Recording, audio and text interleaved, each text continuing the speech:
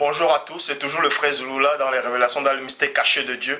Parce que nous savons que la parole dit dans Proverbe 25:2 que la gloire de Dieu, c'est-à-dire Dieu le Père, est de cacher des choses. Et la gloire des rois est de sonder les choses, c'est-à-dire sonder les choses que Dieu cache. Parce qu'il y a plein de gens qui sont autoproclamés pasteurs, révérends, bishops, maréchal, qui ont essayé d'élucider le mystère de la chute de Satan. Plein de gens écrivent des livres, des bouquins. Ils ont fait des films sur le serpent ancien, sur le chérubin jadis ouin. Mais personne n'a encore réellement réussi à entrer dans les profondeurs de Satan, de son histoire, de son origine. Donc, je m'adresse à vous, aux amateurs de la nourriture solide. C'est un enseignement que le Père va vous révéler aujourd'hui, un mystère caché. Ça va secouer beaucoup d'entre vous. Pour ceux qui aiment la nourriture solide, les mystères cachés, accrochez-vous. La parole dit dans Ézéchiel 28, verset 12. Fils d'homme, élève une complainte sur le roi de Tyr, virgule, et tu lui dis 2 points. C'est-à-dire, une complainte, c'est quoi? C'est une plainte, chanson populaire, donc le thème est tragique. Et vous allez comprendre que Satan, c'est-à-dire était la musique personnifiée. Il faisait un avec la musique. Il chantait une mélodie. Il chantait des chansons qu'aucun humain sur la terre ne pourra l'égaler. Ne pouvait l'égaler si vous voulez. C'est donc le pourquoi Dieu le Père, le souverain maître de toute la réalité, a envoyé Ézéchiel aller prononcer une complainte, c'est-à-dire Ézéchiel a parlé à Satan, une complainte en chantant. C'est pour ça que Satan, le chérubin jadis ouin, n'aime pas Ézéchiel, il le déteste. Et la parole poursuit et dit ceci. Ainsi dit le Seigneur éternel, 2 points. Toi, c'est-à-dire en parlant de Satan, toi, virgule, tu étais la forme accomplie de la perfection, plein de sagesse, parfaite en beauté. Vous n'allez voir aucune créature dans l'histoire de la création dont on a décrit de cette façon, si ce n'est le chérubin jadis ouin. Tu étais en Éden, le jardin de Dieu. Donc, les mystères de Dieu vous révèlent ici que Satan, c'est-à-dire le chérubin jadis avant sa chute, était dans le jardin de Dieu. Il était en Éden, le jardin de Dieu. Donc, on va vous révéler tout simplement que les tout premiers esprits, je dis bien esprits avec des E minuscules, c'était la race des chérubins dont on a fait allusion. C'est dans Genèse 3, 24. Pour confirmer Ézéchiel 28, parce qu'il est dit que Satan était dans le jardin de Dieu. Et Genèse 3, 24 dit, c'est ainsi qu'il chassa Adam et le mit à l'orient du jardin d'Éden, les chérubins qui agitaient une épée flamboyante pour protéger le chemin de l'arbre de vie, dont Satan fait partie de la race des chérubins. Et les chérubins ont 4 pédales et plein d'yeux partout. Mais il y a des chérubins qui se ressemblent, d'autres qui ne se ressemblent pas. Donc, et Dieu poursuit, il dit, à travers la bouche d'Ézéchiel, tu as été dans le jardin de Dieu. Toutes les pierres précieuses te couvraient. De sardonyx, de topaz et le diamant, le chrysolite. Donc Satan était couvert, le chérubin jadis était couvert de toute espèce de pierres précieuses. Frères, sœurs, il y a des pierres précieuses ici dans le monde que vous n'avez même pas encore dû voir. Il y a des pierres précieuses que vous n'avez pas encore vues. Mais la parole de Dieu révèle ici que le chérubin jadis était couvert de toute espèce de pierres précieuses. De sardonyx, d'autres disent sardoise, de topaz et le diamant, de chrysolite. Et le chrysolite, c'est une pierre jaune-vert. D'onyx. L'onyx, c'est quoi? C'est à un éclat vitreux. Et de jaspe et le saphir, virgule. Le saphir, en grec, c'est pierre de couleur bleue et en hébreu, c'est là, ça veut dire la définition de saphir en hébreu, ça veut dire la plus belle chose. La plus belle chose. Donc, d'escabourg, l'escabourg c'est une pierre précieuse de couleur rouge. Et l'émeraude et l'or, le riche travail de tes tambourins et de tes flûtes était en toi. Donc, Dieu vous révèle ici à travers Ézéchiel que les tambourins et les flûtes, c'est-à-dire, étaient en lui, c'est-à-dire dans le chérubin. Ça veut tout simplement dire que les instruments de musique, il avait fusionné avec les instruments de musique. Quand vous voyez les chanteurs, quand vous voyez David, le patriarche, le prophète, dans l'ancienne alliance, il était obligé de prendre un instrument de musique à la main et chanter avec. Les chanteurs de ce monde, ils prennent des instruments de musique, des pianos, bref, plein des guitares si vous voulez, toutes ces choses, ils chantent avec. Mais la parole vous révèle ici que ces instruments de musique étaient en lui. Donc il faisait un avec. Il était, si vous voulez, l'instrument et la musique vivante, personnifiée. Donc aucun autre esprit, aucune autre créature ne pouvait l'égaler en beauté ou en musique. Je ne suis pas en train de le glorifier ou bien de l'élever. Je dis juste ce qui est marqué. C'est pour ça que je dis l'enseignement aujourd'hui va être troublant, déstabilisant. Mais ça va vous apprendre aussi beaucoup sur l'adversaire, connu sous le nom de Satan.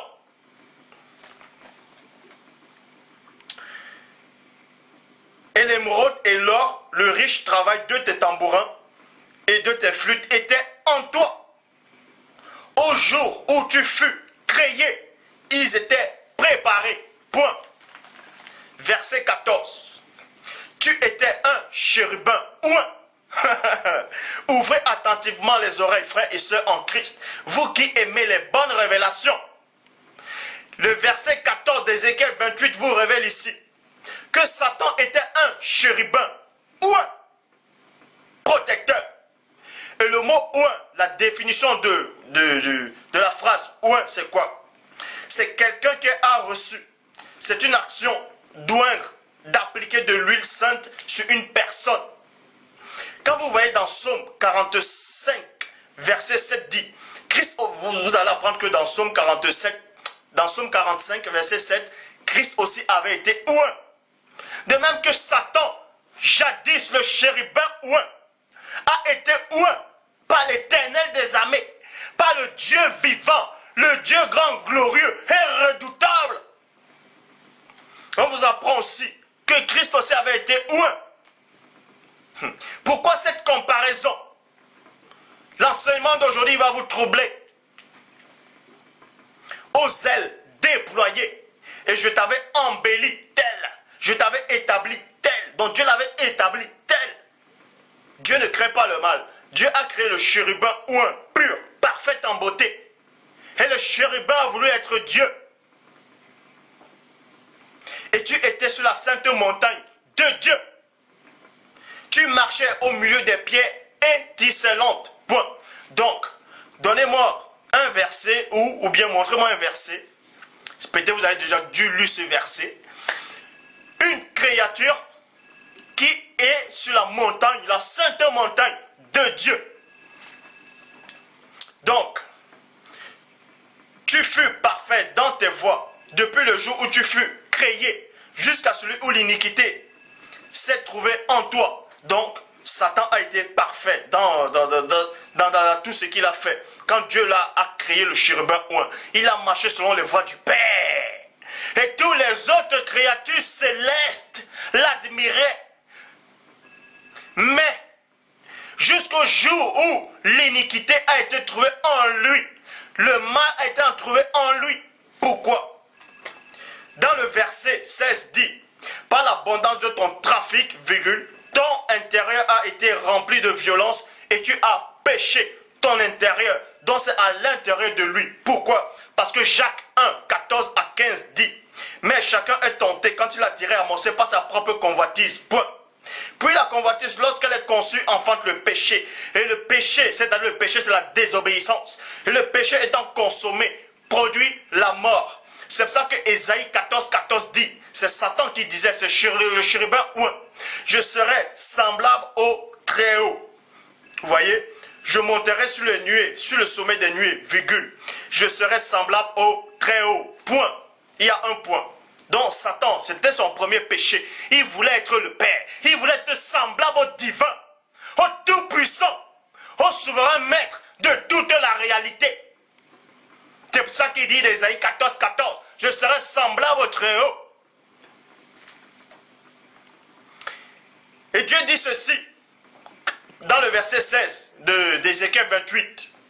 Par l'abondance de ton trafic, tu as été intègre.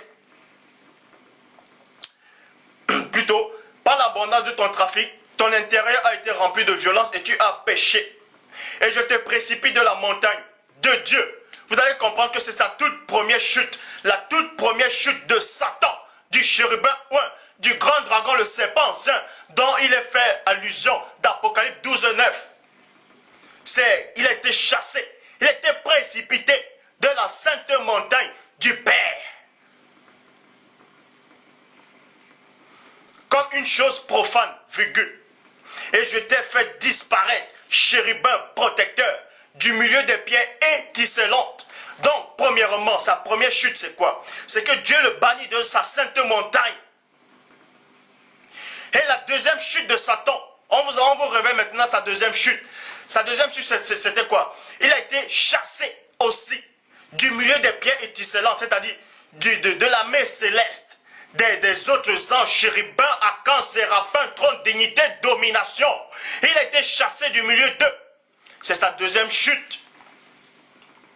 Donc, pourquoi? C'est pour ça qu'il est dit dans Job, chapitre 1, verset 6. Or, un jour, virgule, il arriva que les fils de Dieu vinrent se présenter devant l'Éternel, et Satan vint aussi au milieu d'eux. Point. C'est pour vous montrer que Satan était chassé du milieu des fils de Dieu, c'est-à-dire de la mer céleste. C'est pour ça que j'ai pris Job 1, 6 qui dit un jour les enfants, les fils de Dieu. Dans d'autres versions, il est dit les enfants de Dieu sont venus se présenter un jour devant l'Éternel et Satan est venu au milieu d'eux parce que Satan n'est plus au milieu d'eux, parce qu'il était aussi banni de leur présence. C'est sa deuxième chute. Maintenant, dans Ézéchiel 28, 17, dit ceci. Ton cœur s'est élevé à cause de ta beauté. Son cœur s'est élevé à cause de sa beauté, virgule. Tu as corrompu ta sagesse par ton éclat. Ézéchiel 31, verset 7 à 9 dit.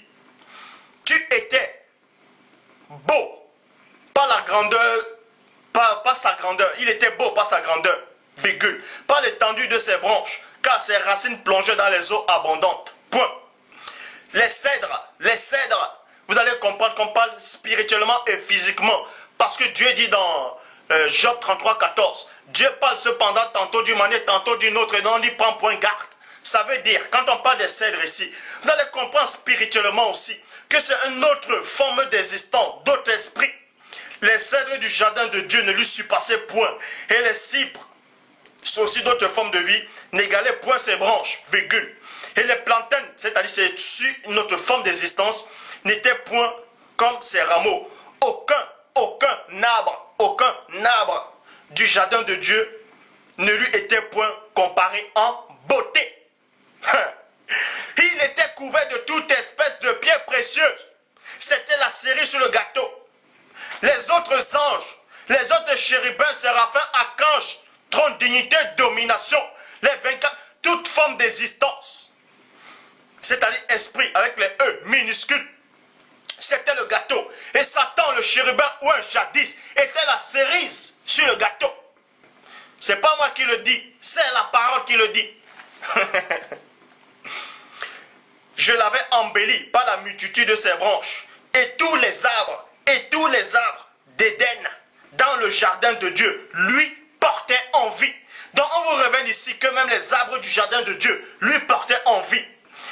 Mais on vous révèle le mystère, c'est quoi? Que même les arbres ici avaient une conscience. Avaient l'être, le mouvement. Ils étaient conscients du chérubin ouin.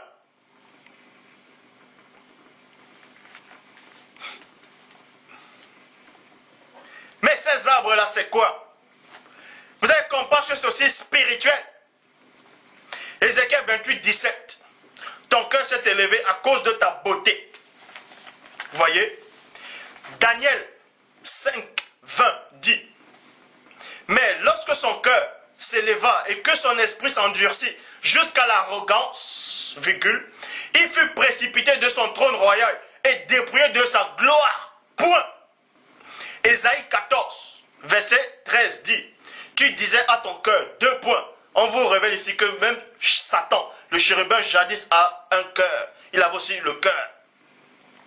Je monterai au ciel, je lèverai mon trône au-dessus des étoiles de Dieu, c'est-à-dire au-dessus des étoiles de Dieu, au-dessus de l'armée céleste.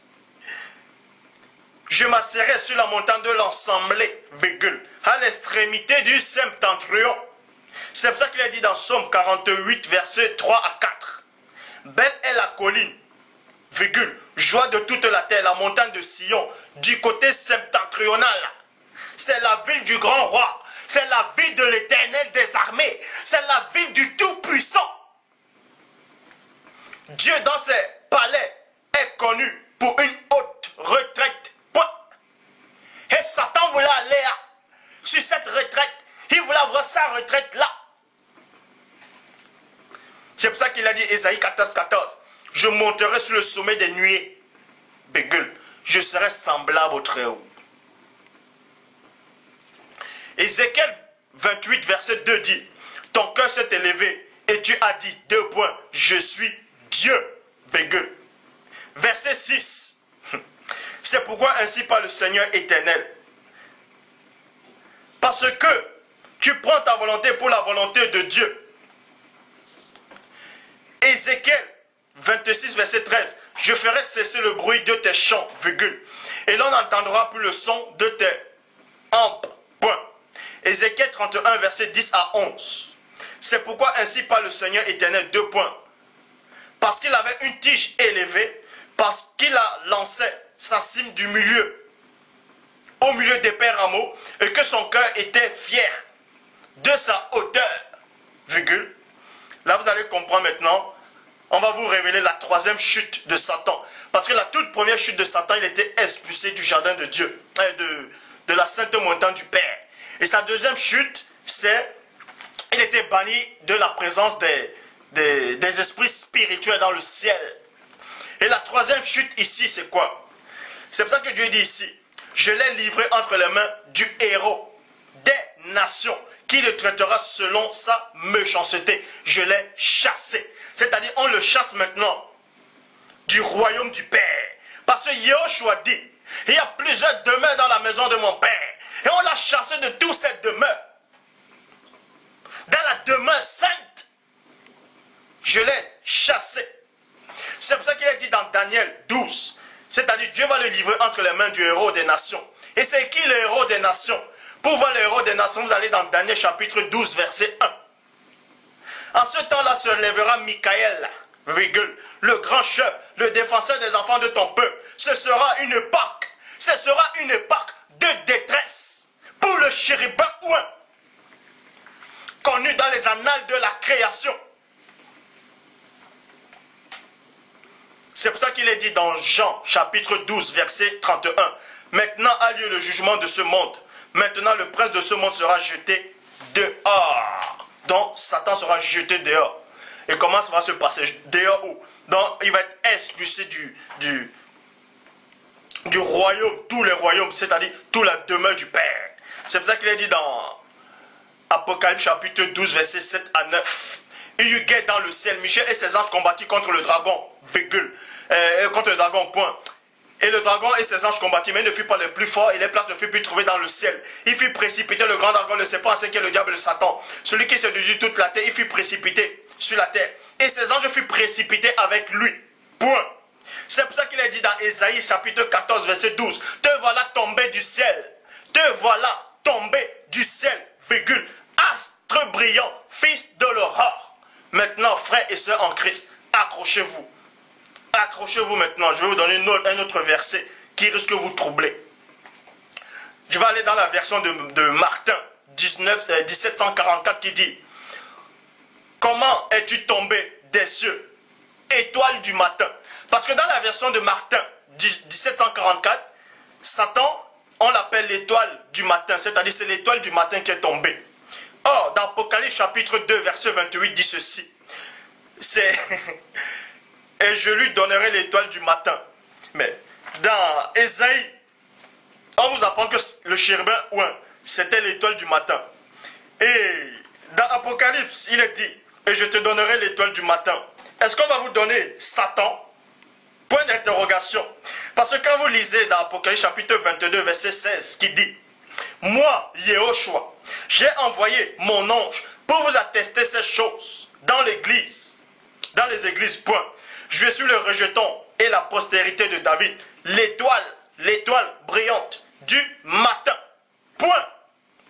Donc, c'est donc qui? Cette étoile brillante du matin. On vous révèle que Christ lui-même dit que lui, il est l'étoile brillante du matin. On vous révèle aussi que Satan, jadis, était aussi l'étoile du matin.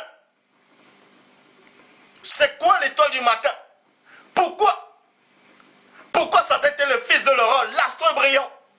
Ça, je ferme la parenthèse, je ferai une vidéo sur ça. Bon. Et c'est pour ça que Christ dit dans Luc 10, 18, Yoshua l'a dit, 2 points. Je voyais Satan tomber du ciel comme un éclair. C'est pour ça dans Ézéchiel 31, 16 à 17 dit ceci. Par le bruit de sa chute, j'ai fait trembler les nations.